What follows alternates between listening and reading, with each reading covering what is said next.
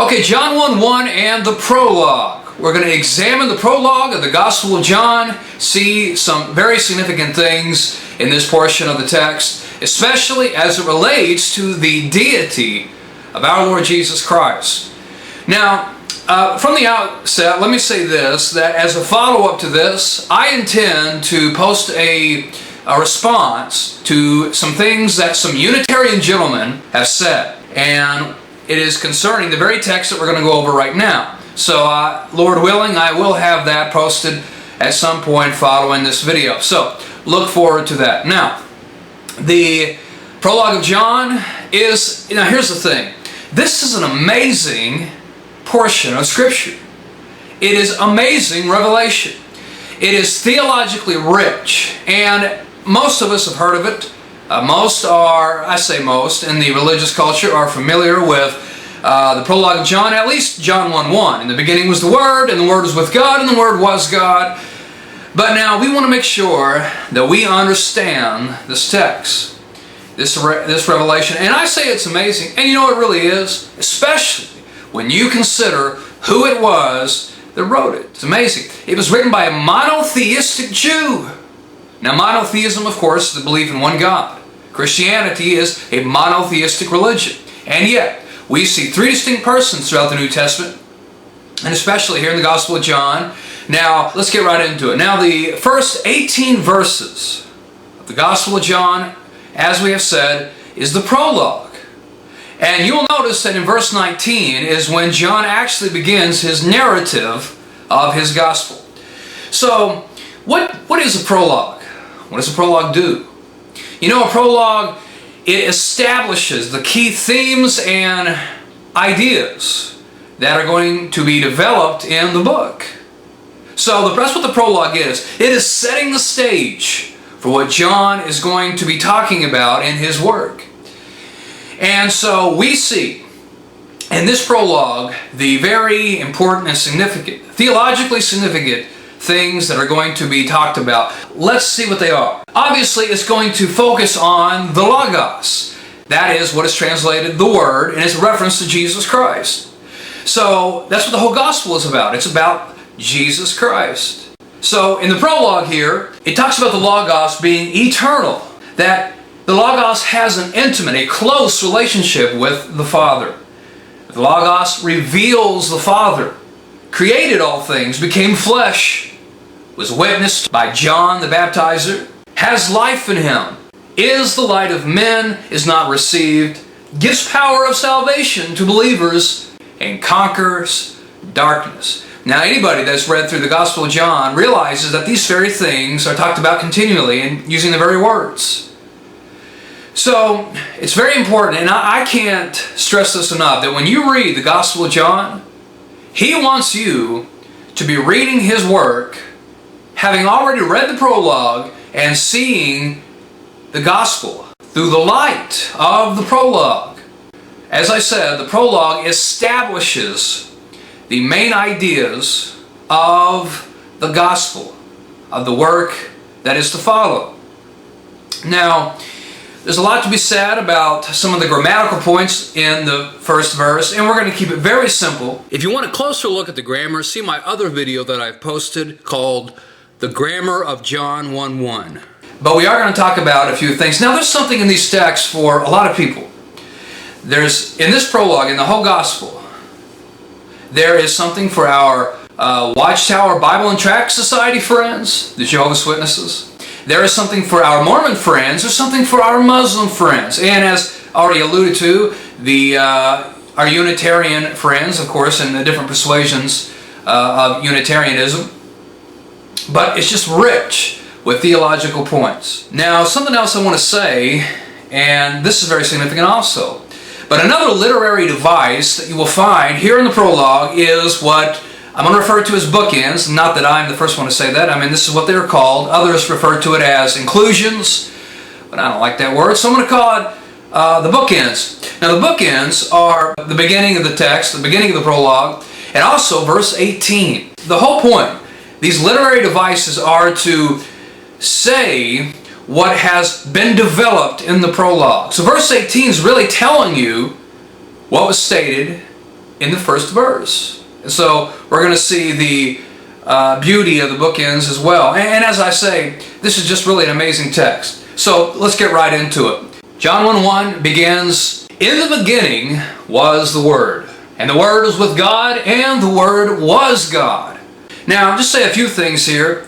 In the beginning, when is the beginning? This is an allusion to the creation account. Because in verse 3 here, of course, you've got creation being spoken of by the Logos.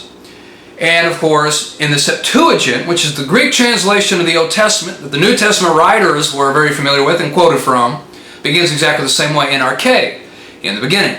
Also, in the Genesis account, you have God speaking creation into existence. Well, here you got the Logos, which is a reference to that which is communicating and revealing the Father, in this case Jesus Christ. And He is the one that created all things. One important thing here is, in the beginning was the Word. We're going to talk about this word "was" here in just a second, but really, let's talk first about the Word. Now, the Greek word that is translated Word is, in fact, Logos. Now, many people have heard of Logos. We've heard it in many sermons. Preachers and teachers have talked about this in many cases. Now, Logos, that's where we get the word logo. And as a matter of fact, we get a lot of words from Logos. Even the word prologue has the word Logos in it. But what is a Logos? Well, it can be translated word, and in many cases that's exactly what it's translated as, and in many contexts it really just means the word. I might say the Logos, or he spoke these logoi, these words to them, or Jesus said, "If you continue in my logoi, you will be my disciples indeed." Actually, he would say, "In my Logos, in my word." Okay, so it could be just that. But it depends on the context. Here, of course, it is much more than just simply words. You know, if you think of a logo, you know, we get the word logo. So what is a logo? If you're driving through town and you see that golden arc in the distance and you're hungry, you're saying, "There's McDonald's." So you know what McDonald's is, having experienced it. That logo, whatever logo of any company, is supposed to communicate to you all that is contained, or the significant things contained in whatever the company is, whatever they sell, whatever they're about. So when you see the McDonald's logo, you're going to think of their fries, their overrated hamburgers, their milkshakes, whatever it may be. And if you see, you know, the Nike symbol, you're going to think of, you know, these very expensive shoes, and whatever it may be. So you get the idea. So what does the logo do? It's communicating something to you. And as we said, Logos can be just translated word. If you think about words, what are they? You know, it has been said that words are the vehicles of thought. That's exactly what they are. Words communicate the mind of another, or one person's mind to another. What Jesus here is called the Logos. And I know Unitarians do not believe that the Logos here was a pre-existent person. They believe it was a plan, or God's His expressions. But it clearly, in the context, as we will see, refers to Jesus Christ. But if you think about Jesus Christ, isn't He the communicator? And isn't He the one that reveals the Father? You see, the reason He is called the Logos is because, just as words, just as a message, He communicates the Father to the world. And this is exactly what is said in the prologue. I'm sorry, the bookend in verse 18. Now let's read the bookend. It says, "No one has seen God at any time." I'm reading from the New King James, my reluctantly preferred translation. "So no one has seen God at any time. The only begotten Son, who is in the bosom of the Father, He has declared Him." Now what is being said there? Now, as I said, the purpose, the function of a bookend is to say again, is to repeat an earlier message. In this case, the beginning, which was what we just read in John 1:1. What is it? Well, no one has seen God at any time. The only begotten Son who is in the bosom of the Father has declared Him.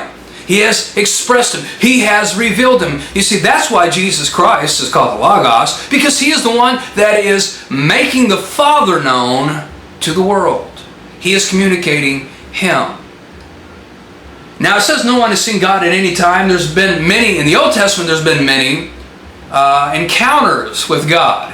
How about Isaiah 6, in which Isaiah sees God sitting on his throne, and he even starts to become overwhelmed and say, "Woe unto me, I am undone," because he's seen God. And Abraham had an encounter with Yahweh there before Sodom and Gomorrah was destroyed. So all these encounters, and yet it says no one has seen God at any time. They were encountering the Logos, Jesus Christ, the pre-existent person who is always there with the Father. And because Jesus reveals the Father, He's the one, He is the Logos. So even in the Old Testament, He has always been the one communicating the Father to us. Verse 18, which is the bookend, is exactly trying to tell us that. No one has seen God at any time.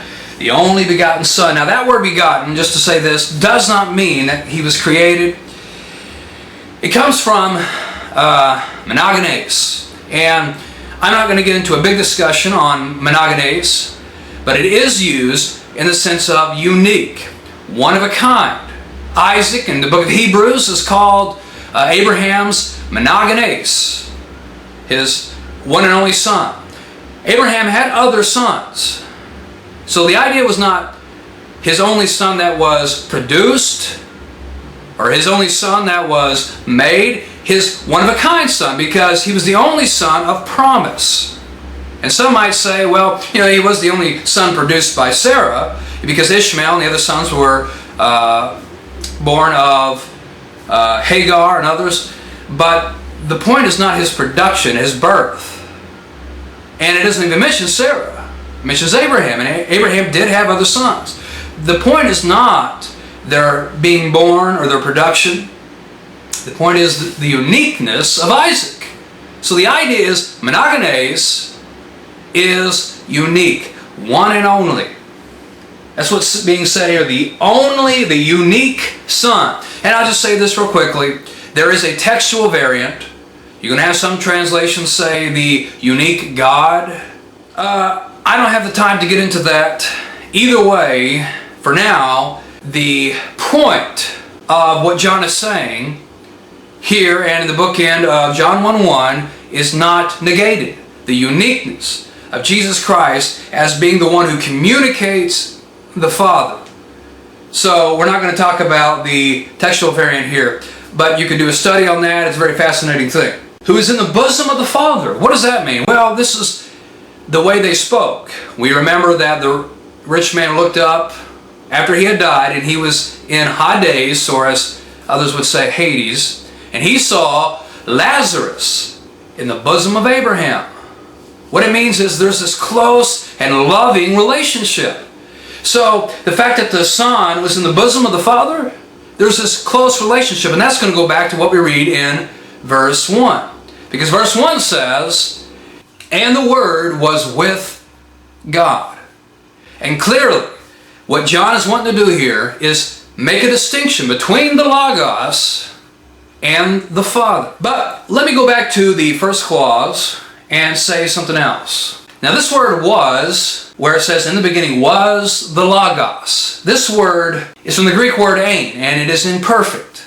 And what that simply means is, and this isn't going to be over anybody's head, but the imperfect tense means this is an ongoing act. In this case, a state. The Logos, in the beginning, was in progress. What that is saying is that the Logos is eternal. Because when you go back to the beginning, you go as far back to the beginning as you can, the Logos has being already. With the imperfect, you're not looking at the beginning of the state expressed by the verb. Now this is very important.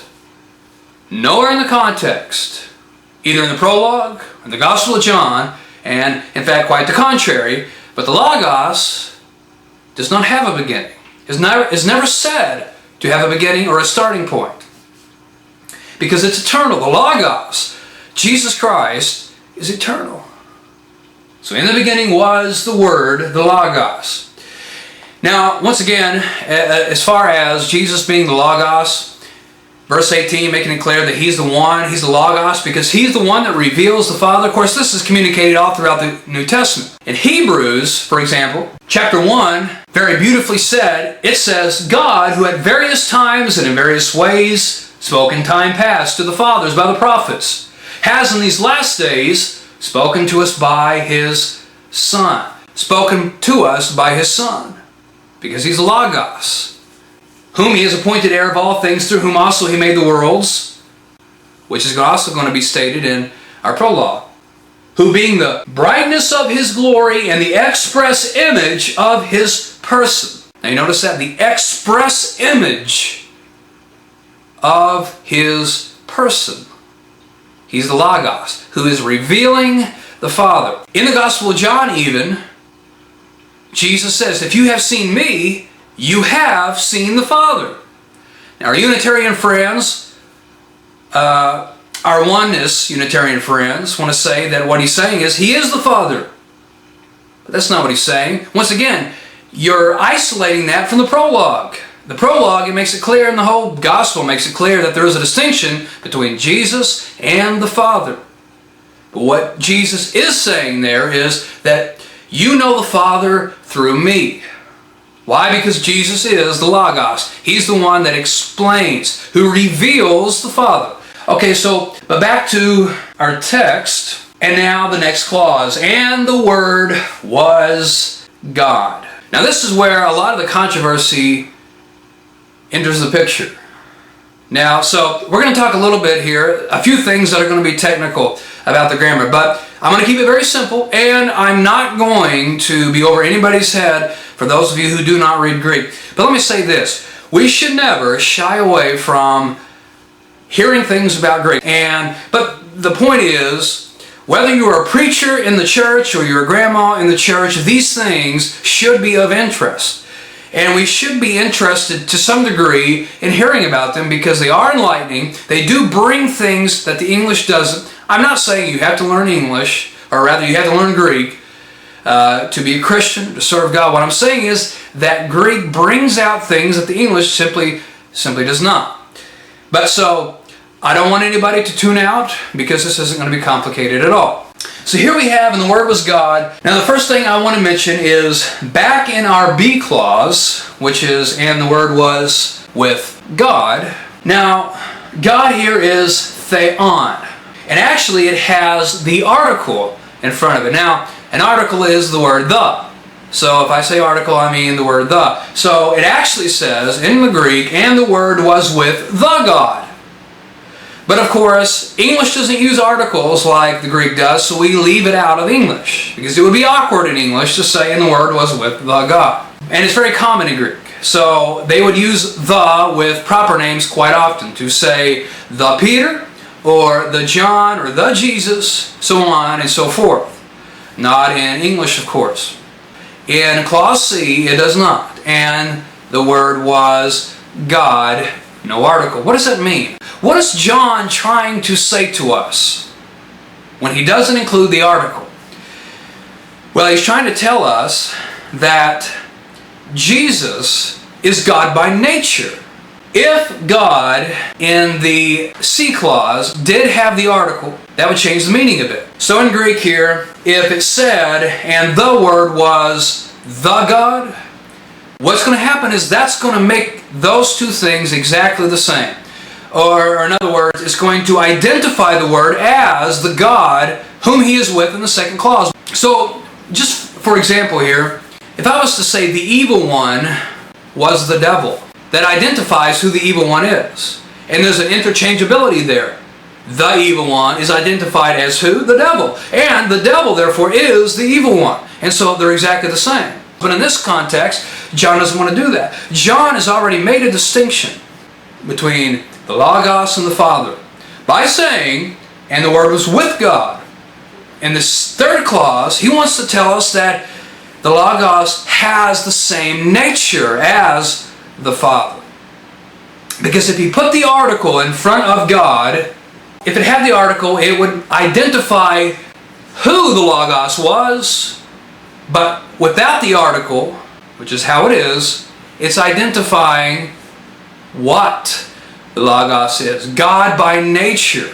But let me use an illustration here, because in English, of course, we're not really used to the word God acting as an adjective. But an example like this would be, and this is the standard example, God is love. You see here, the noun love is really acting as an adjective. Now, we call this the qualitative use.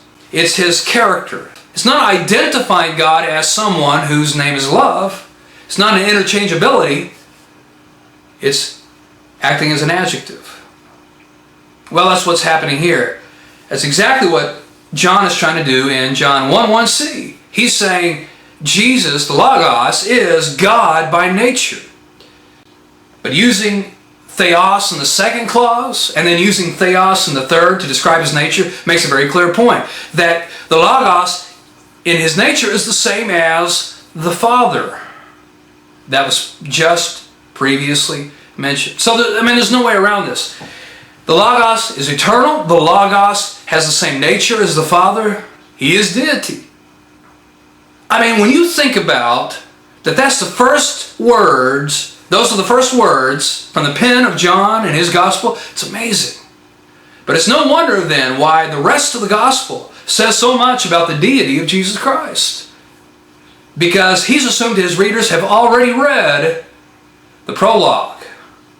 So when you read the I am statements, it should be clear. And when people want to argue those little things, well, it doesn't really mean that. You see, Jesus, no. He's already told you in the prologue that Jesus is eternally deity. He's already told you that.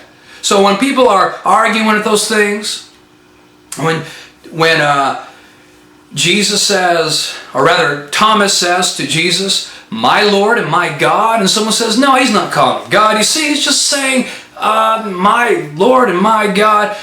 No, that's not what he's doing. He's calling Jesus his God.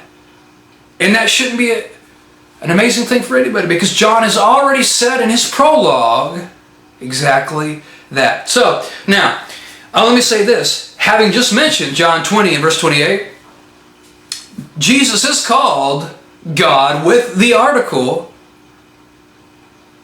but the point is that's a different context. Here, he wants to be very clear because he wants to distinguish Jesus from the Father. That's why he does it here. That is, he leaves the article off. And so let's move on to the next verse. He was in the beginning with God. All things were made through him, and without him nothing was made that was made.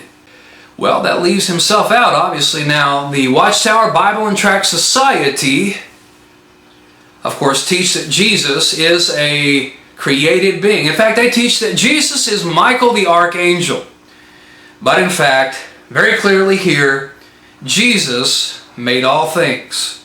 And he is not an exception. All things were made through him, and without him there wasn't anything made that was made. So if you can point to it and you could say that was created, Jesus is the one that created it.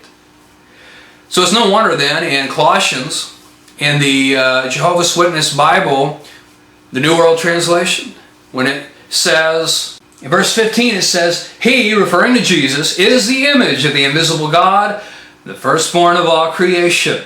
Because by means of him all other things were created in the heavens and on the earth. The things visible and the things invisible, whether they are thrones or lordships or governments or authorities. All other things have been created through him and for him. And he is before all other things. And by means of him all other things were made to exist. Well, if you know your Bible, the word other is not found in those lines. They've added the word other 4 times there because their theology says he's a created being. Reality is Jesus Christ, as clearly taught in the prologue of John, is eternal. But moving on, verse 4, in him was life, and the life was the light of men, and the light shines in the darkness, and the darkness did not comprehend it. There was a man sent from God whose name was John. This man came for a witness, to bear witness of the light, that all through him might believe. He was not that light, but was sent to bear witness of that light. That was the true light which gives light to every man coming into the world. He was in the world, and the world was made through him, and the world did not know him. He came to his own, and his own did not receive him. Of course, the rest of the Gospel of John develops this very idea. But as many as received him, to them he gave the right to become children of God, to those who believe in his name, who are born not of blood, nor the will of the flesh, nor the will of man, but of God. And the Word became flesh. Verse 14 there is the first time where the Logos is said to have some kind of starting point, and it's the starting point of becoming flesh, because he was not eternally human. And the Word became flesh and dwelt among us, and we beheld his glory, the glory as of the only begotten, that's monogenes, of the Father, full of grace and truth. John bore witness of him and cried out, saying, This was he of whom I said, He who comes before me, or rather, he who comes after me is preferred before me, for he was before me. And of his fullness we have all received, and grace for grace. For the law was given through Moses, but grace and truth came through Jesus Christ. And the prologue ends, once again, the bookend is verse 18, No one has seen God at any time, the only begotten Son, which is monogenes, the unique or the one and only, who is in the bosom of the Father. He has declared him. It is through Jesus Christ that we really know the Father. Jesus Christ is the Logos. He is the one who communicates God to us. Now this prologue is just, as I've said many times now, it's just simply amazing. It's some of my favorite revelation. Hope this was a benefit to you. Thanks for watching.